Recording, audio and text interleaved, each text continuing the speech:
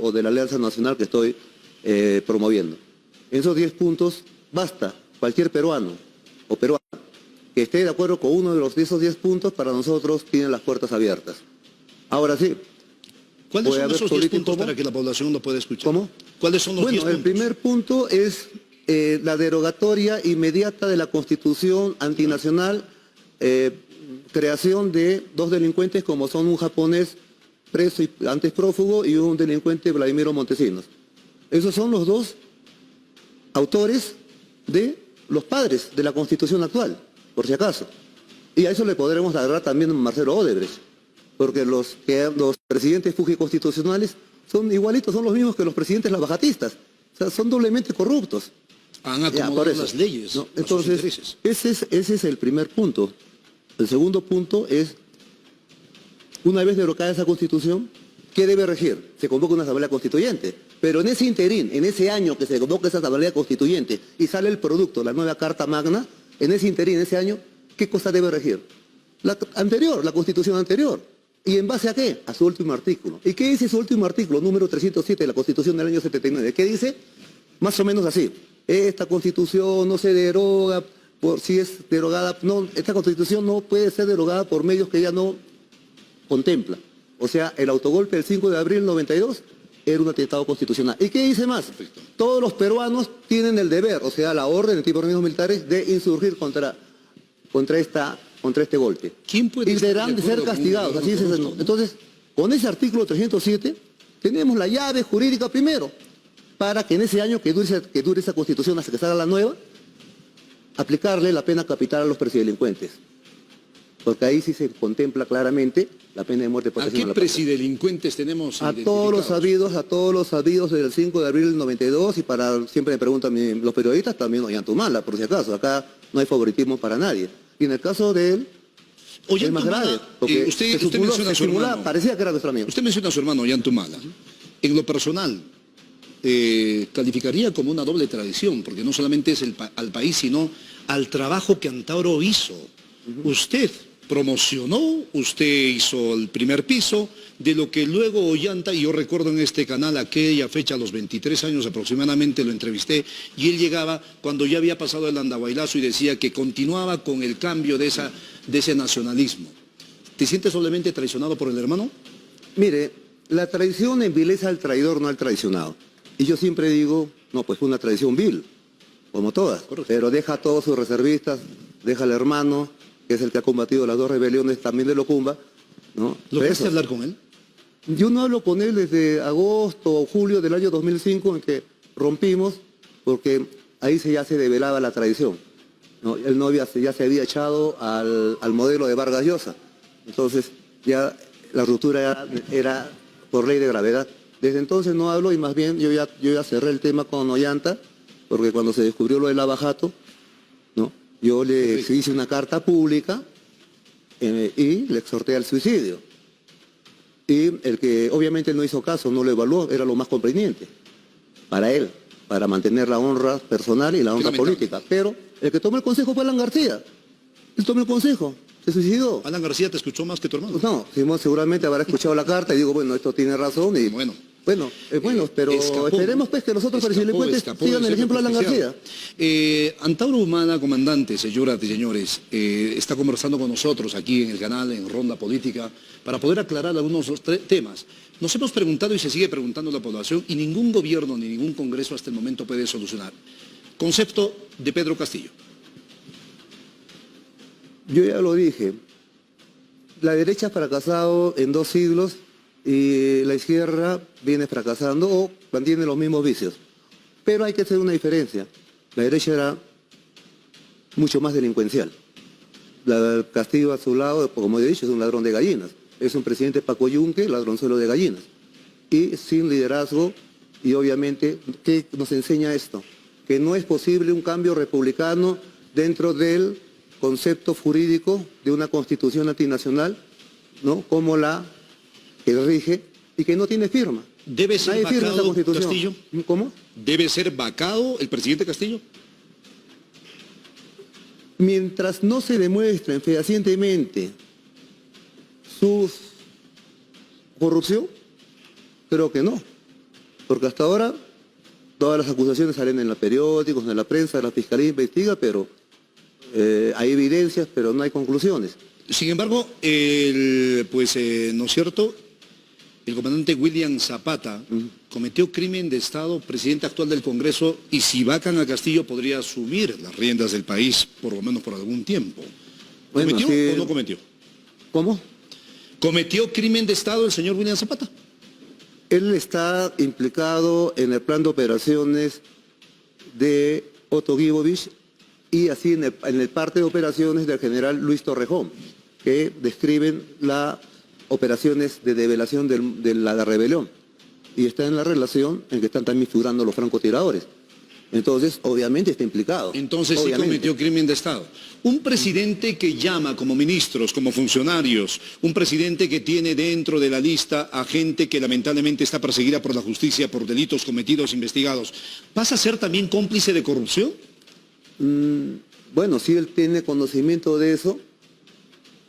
Si son investigados, no lo sé, porque no hay sentencia. Mire, tenemos un poder judicial que es apestoso, o sea, es tan corrupto, tan miserable, tan vil como el Ejecutivo y como el Legislativo.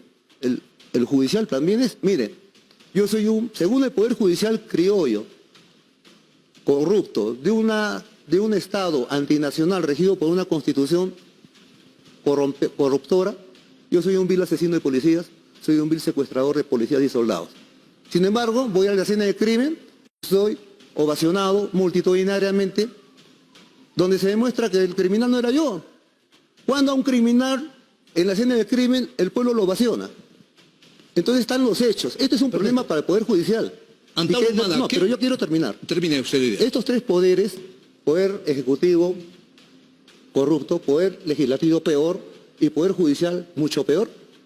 ¿Esto qué quiere decir? Que el Estado está en una crisis terminal. Naturalmente. La República está en una crisis terminal. La República criolla está en una crisis terminal. Si hablamos de un Estado, urge una refundación republicana. Si hablamos de uno de los poderes del Estado, que es el judicial, en el supuesto hecho de que usted menciona, corrupto, no estamos hablando de un corrupto que se incline ideológicamente a la derecha o se incline ideológicamente a la izquierda. El corrupto es corrupto y a quien le dé más va a aceptar. Entonces podríamos hablar que también podría estar inclinando a uno u otro lado sin importar la ideología, sino simplemente seguir satisfaciendo sus ansias de corrupción. ¿Estamos de acuerdo? Bueno, habría que definir pues, si la corrupción es un problema de personas o un problema de sistema, ¿no? Porque para muchos... Pero eso es como hablar del huevo y la gallina, ¿no es cierto? ¿Quién crea el sistema? Las personas. Y el sistema forman las personas. No es igual, estamos viendo hechos. Yo voy más allá de hechos y opiniones. Hay un hecho histórico. Constitución antinacional, autoría de Fujimori y Montesinos. Vigente desde el año 93 hasta el 2022. Estamos hablando casi un tercio del siglo. Cierto. Ya. Todos los presidentes, absolutamente todos los presidentes que han estado bajo esta Constitución, o se han suicidado, o están presos, o están fugitivos. Esta es la evidencia. Entonces, pero en la anterior, estamos viendo que... en la anterior Constitución a lo que voy, es lo que yo le quiero decir. Ana García, yo te pongo a Jesucristo, de presidente del Perú. Con esta Constitución terminaría también en corrupción, porque la Constitución esta es corruptora y corrupta en sí misma, porque antepone el interés nacional, el interés extranjero al interés nacional. Ese es el tema constitucional. Hablamos en todo caso, ¿qué se tiene que cambiar? ¿Las leyes o las personas? Pero estas leyes que usted dice que se tienen que cambiar, con lo cual estamos completamente de acuerdo, tienen un pequeño problema. Mucha gente que ha ido con la ideología de cambio, con la ideología de lucha para reivindicar este país, lamentablemente a nivel del Congreso de la República, por ejemplo, dígame con Castillo, dígame con Ollantumala, ¿qué cambio constitucional se ha logrado si se han inclinado también a los intereses de ese poder corrupto que usted califica? Por eso nos demuestra, bueno, en el caso de Ollantumala, solamente hubo un minuto de pseudo nacionalismo y 4 años, pena, ¿no? 11 meses, 30 días, 23 horas y 59 minutos de contranacionalismo, de traición. Ese primer minuto mediocre, de nacionalismo mediocre, fue cuando juramentó por el espíritu, ni siquiera por el cuerpo de la Constitución de 79. Un estafador, un estafador. Este de acá, el actual Castillo, bueno, ha jurado por la Constitución de Fujimori y la viene acatando. En ese marco es imposible que pueda hacer una transformación. Y no sé, es imposible, y la izquierda acata al WIM. Entonces, la única manera de ¿debería ser retirado según su opinión? ¿Cómo? ¿Debería ser retirado según su opinión? No, un presidente que no cumple con sus promesas traiciona también a la esperanza de un pueblo. Por supuesto que sí, y lo está haciendo. Entonces yo ¿Está salgo usted diciendo que Castillo es un traidor? yo salgo de 2 rebeliones contra esta Constitución. Ok. Ya. Me he rebelado contra Fujimori, luego contra Toledo, y su ministro de Economía entonces era Kuczynski, traicionado por Ollanta, encarcelado por García y por Vizcarra. Perfecto. Entonces yo le puedo decir, ¿no? El sistema es el problema. O sea, la instalación está quemada, no es un problema de fusibles. Toda la instalación está quemada, no sirve, hay que arrancar de raíz toda la instalación. Pero a estos presidelincuentes sí hay que fusilarlos. Porque también, como usted dice, también es un problema de personas. De acuerdo. Señoras y señores, estamos conversando con Antauro Humala, líder etnocacerista. Está en el Cusco, recorriendo todo el país, y conversamos con él acerca de los planteamientos que necesita en un escenario de alta corrupción. Creo que uno de los niveles más altos a los que está llegando el país, porque no solamente le roba a la derecha, sino también le traiciona a la izquierda. Le prometen el cambio, llegan a las alcaldías. A propósito, en elecciones regionales, nosotros hemos planteado en este medio de que no deberían de postular procesados ni sentenciados porque primero tendrían que resolver sus problemas. ¿Qué opinión le merece? Mire, como le digo, pues, cuando me dicen procesado, sentenciado, mire, yo lo denuncio por violador de menores, y sé que usted no lo es. Va a decir, oye, pero el señor está denunciado por pedófilo, y por eso usted no va a postular. A eso voy. No, pero sin embargo eso tiene una explicación, Antauro. Una denuncia es como tal denuncia, y usted lo entiende Yo mejor. lo puedo denunciar a usted por exportar la luna. Listo. Ya. Y yo mañana usted tiene una denuncia, para que usted es un demuestre si denunciado. tiene las evidencias. Ya. Pero cuando existe evidencias, cuando un colegiado evalúa y acusa a nivel de Ministerio Público, recién corre el proceso, cuando hay sospechas y elementos de posible culpabilidad. Ese es un procesado. Un denunciado puede ser tú estás cualquiera. hablando con una persona, tú estás hablando con un asesino de policía, según este poder judicial corrupto. Estás hablando con un secuestrador, según este poder, yo, Antauro Humala. Evidentemente no lo soy. Se ha demostrado en Andahuayla. Entonces, entonces, cuando a mí alguien me pregunta, me dice, mayor, ¿cómo se va a juntar si está procesado? Entonces yo pienso, si los jueces de mi patria, tan animales o tan corruptos, no cabe otra cosa, me han sentenciado por un crimen que no cometí, teniendo absorción negativa, coautoría en solitario, coautoría con inocentes. Entonces yo pienso, si a mí han hecho eso, con una Corte Suprema, sentencia firmada por los campeones, por las vacas sagradas del Poder Judicial, Javier Villestein, Duberry Rodríguez, todo esto, caviares y no caviares, todos estos son unos jueces apestosos, cantinflescos. Entonces cuando me dicen, está procesado, yo digo, ¿pero está procesado por quién? ¿Por estos miserables, estos delincuentes disfrazados de jueces?